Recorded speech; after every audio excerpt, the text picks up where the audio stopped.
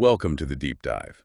Today we're going to dive deep into a topic that has been making headlines for years and is now finally behind us, the 2022 World Cup in Qatar. It certainly was the talk of the town for a while there, wasn't it? It's interesting looking back to consider how this tiny nation managed to secure one of the biggest sporting events in the world. A fascinating story, really. And as you'll see from the sources you've given us, a bit controversial too. Oh yeah, definitely a lot there to unpack, I'd say. Yeah. You've given us a mountain of articles and research, so let's get right to it. Let's To fully grasp how Qatar managed to pull this off, I think we need to go back to the beginning and look at the country's transformation. Imagine just a few decades ago, Qatar was known mainly for fishing and pearl diving. Yeah, it's hard to believe, right? From sleepy coastal villages to a global player in just a few short decades. What drove that shift? Well, in the mid-20th century, the discovery of oil played a role, but it was the discovery of massive natural gas reserves in the 1970s that really catapulted Qatar onto the world stage. Almost overnight, these resources transformed them into one of the wealthiest nations per capita in the world. Wow. That kind of rapid development, though, I imagine, must come with some growing pains, right? Especially with the influx of labor needed to support all of this. Yeah, you're absolutely right. Qatar needed a huge workforce, and that's where the kafala system comes in. It's a sponsorship system that, while it facilitated this labor influx, has also drawn quite a bit of criticism. There are concerns about worker exploitation under this system. I mean, it's certainly been a topic of much debate, and for good reason. Yeah. Some of the courses you've provided actually delve pretty deep into the complexities of kafala, and yeah, it definitely raises some serious ethical questions about worker rights and protections. For sure. The thing is, with the kafala system, workers are dependent on their employers, and that can create a real imbalance of power. It can make it hard for workers to advocate for themselves or seek recourse if they are mistreated. It's a bit of a reminder that progress doesn't always come without its downsides, and that sometimes the human cost of development can be significant. Exactly. Now, let's shift gears for a moment and talk about soccer. As Qatar was undergoing this massive economic transformation, they also started thinking about their place on the global stage. They saw sport, particularly soccer, as a way to boost their international profile and influence. So this tiny nation, geographically smaller than Connecticut, sets its sights on hosting the World Cup. Seems a bit audacious, doesn't it? Right. It might seem surprising, but their ambition was huge.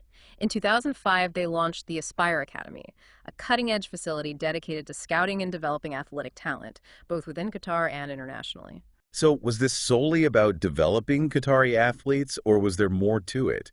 Because some of your sources suggest that the academy played a role in Qatar's World Cup aspirations. You're picking up on something important there. While Aspire did produce some truly impressive athletes, it's interesting that it launched right around the time that Qatar started bidding to host the World Cup. Aha, so that's where things start to get really interesting. The bid itself was shrouded in controversy, wasn't it? Lots of accusations of corruption and backroom deals swirling around Qatar's victory. Oh, yeah. There was a lot of speculation and a number of investigations were launched, but Sure. ultimately, no concrete evidence of bribery ever surfaced. However, there's no denying that Qatar played the game strategically. They understood the ins and outs of FIFA voting, and they were masters at navigating the political landscape, let's say. So spill the tea. How did they actually secure the bid? What tactics did they use? Well, remember the Aspire Academy with its global reach. They strategically set up branches and programs in countries that had a lot of voting power within FIFA. These initiatives allowed them to build relationships, generate goodwill, and, some might say, exert subtle influence. So clever but ethically questionable.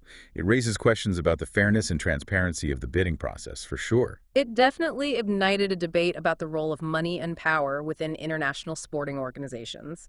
And in a move that shocked many, in 2010, Qatar won the bid to host the 2022 World Cup.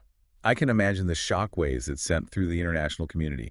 All of a sudden, this small nation was in the global spotlight, facing intense scrutiny, particularly concerning their treatment of migrant workers and the kafala system. Oh, the pressure was immense. Human rights organizations, labor unions, the media, everyone was demanding answers and calling for reforms. So how did Qatar respond? Did they make any genuine attempts to address the concerns being raised? Initially, there was some pushback, but the international community kept up the pressure and eventually forced them to take action. They began to implement reforms. things like improving wages and working conditions and introducing new worker protections. Sounds promising, but did these reforms actually make a difference for the workers? Were they enough to alleviate the concerns of human rights groups? That's a tough question. While some improvements were obvious, there were still concerns about how effectively these reforms were being enforced and, whether they really got to the root of the problems within the kafala system. The debate surrounding those issues actually continued right up until the World Cup itself. It seems like, even with these efforts, the kafala system cast a shadow over Qatar's World Cup journey. And you know what? The story gets even more complicated when you factor in the Arab Spring. Oh, the Arab Spring. That's right. A period of immense change and upheaval across the Middle East and North Africa. And remember, this was all happening right as Qatar was preparing to host the World Cup. That's quite the intersection of events. How did this wave of political change impact Qatar's ambitious plans? Well, we'll delve into that right after a quick break. Stay tuned. Yeah, the Arab Spring, it was a truly tumultuous time across the Middle East and North Africa. It all started in late 2010, right around when Qatar won the World Cup actually. That's interesting timing, isn't it? How did this political upheaval affect Qatar and their plans? Did they face any internal unrest themselves? Well, actually, Qatar remained pretty stable internally throughout the Arab Spring. They have a fairly small and homogenous population, and the ruling family had strong support. But they weren't completely immune to all the turmoil happening around them, in the region. Right. From what I've read, they were trying to cultivate this image of neutrality in the region. Exactly. They were trying to position themselves as kind of a mediator, a go-between.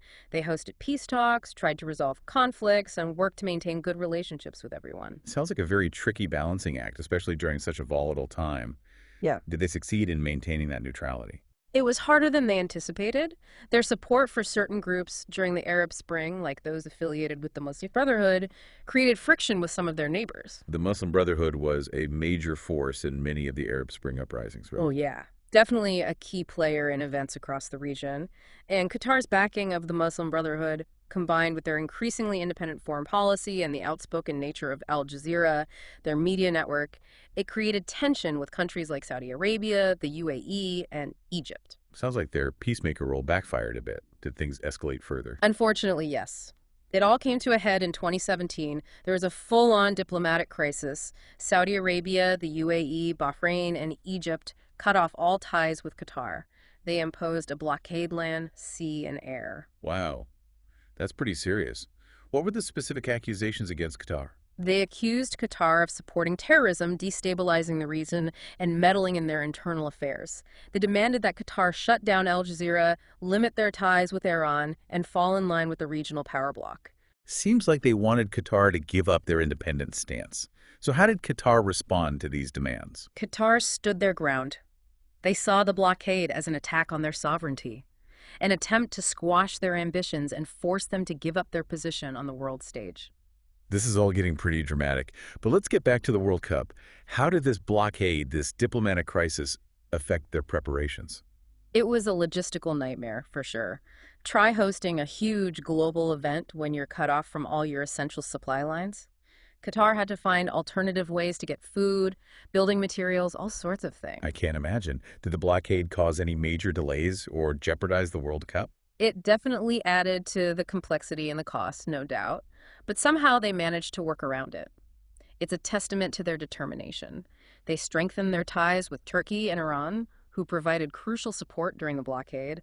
And of course, they leveraged their vast wealth to keep things going. It's amazing that they managed to navigate that turmoil and keep the World Cup on track, but I'm sure the experience left its mark. Definitely. The blockade lasted for over 3 years. Finally, in 2021, a U.S. brokered agreement ended it. But the tension between Qatar and its neighbors hasn't fully gone away, and it continues to shape the region. It really is a case study in how sports, global politics, and power dynamics can collide in unexpected and dramatic ways. It goes way beyond sport. It really offers insights into the complexities of the world we live in. Absolutely. And speaking of complexity, let's bring it back to the human element. Amidst all this political drama and maneuvering, it's easy to forget about the workers who were crucial to Qatar's transformation and to building those incredible World Cup stadiums. You're right. It's important to remember the thousands of migrant workers, many from South Asia and Africa, who came to Qatar seeking opportunity. Their stories are a key part of understanding the whole picture. And, the international scrutiny on Qatar brought to light some uncomfortable truths about the treatment of these workers. We've talked about the kafala system and its potential for exploitation, but what were some of the specific problems reported by human rights groups? While there were widespread reports of workers not being paid, dangerous working conditions, cramped and overcrowded housing, and limits on their freedom of movement.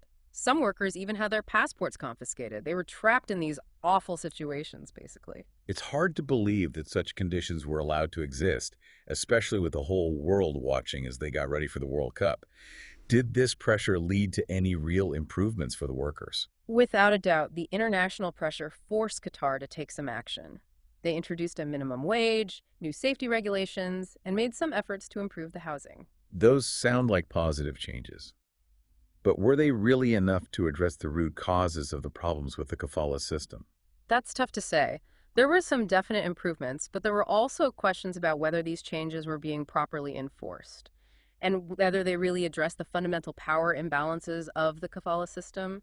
That debate continued right up until the World Cup and even afterward. It seems like, even with the progress that was made, the legacy of the kafala system continued to hang over Qatar's World Cup. Yeah, it just shows how tricky it is to balance economic development with protecting human rights. And, the real impact of these reforms, good and bad, will probably continue to play out for years to come. It's a sobering reminder that progress isn't always straightforward, and that sometimes even with good intentions, there can be unintended consequences.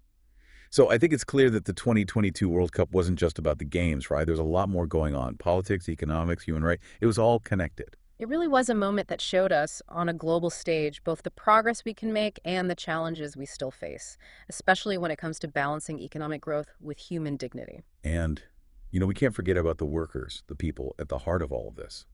Thousands and thousands of migrant workers, many from South Asia and Africa, who went to Qatar looking for a chance at a better life. Absolutely. Their stories are part of the World Cup narrative.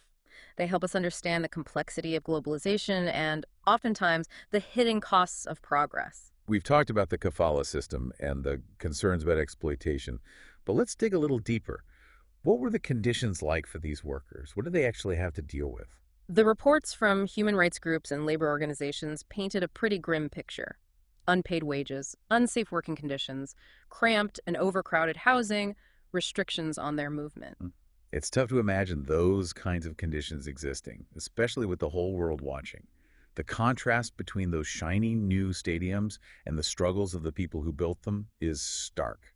It's a reminder, I think, that progress doesn't always reach everyone equally, and that sometimes striving for economic development can overshadow the well-being of the very people who make it happen. With all the international attention leading up to the World Cup, there was pressure on Qatar to address these issues. Did their efforts at reform actually improve things for the workers? Did they make a real difference? Well, the spotlight definitely forced Qatar to acknowledge the problems and take some steps. They introduced a minimum wage, implemented new safety rules, and tried to improve the housing. That sounds like progress. But was it enough to really address the underlying issues with the kafala system? That's the million-dollar question, isn't it? While some of the changes were positive, there were still concerns about how well these reforms were being enforced and whether they truly shifted the balance of power within the kafala system. That debate didn't go away, even with the World Cup going on. It seems like even with those positive steps, the kafala system's legacy continued to be a problem for Qatar throughout this whole process. It's a complicated situation. It highlights the difficulty of balancing labor rights, economic development, and global politics. The effects of these reforms, both the good and the bad, will probably continue to play out for years to come. So as we wrap up this deep dive into the 2022 World Cup in Qatar, it's obvious that it was more than just a sporting event. It was about ambition, achievement, and controversy. A really multifaceted event. It's a story that prompts us to think about the connections between sports, politics, economics, and human rights on a global scale. It's a reminder that even when we're celebrating something like a major sporting event, there are deeper stories to explore, complexities to acknowledge, and human experiences we need to pay attention to. Exactly. It encourages us to look beyond the surface and think critically about the world around us. That's what the deep dive is all about. We give you the information, the insights, the context. And then it's up to you, our listeners, to keep exploring and connect the dots. Keep asking those questions. Keep trying to understand. Keep challenging the assumptions. The world is full of amazing stories just waiting to be discovered. Thank you for joining us on this journey into the complex world of the 2022 World Cup in Qatar. Until next time, keep diving deep.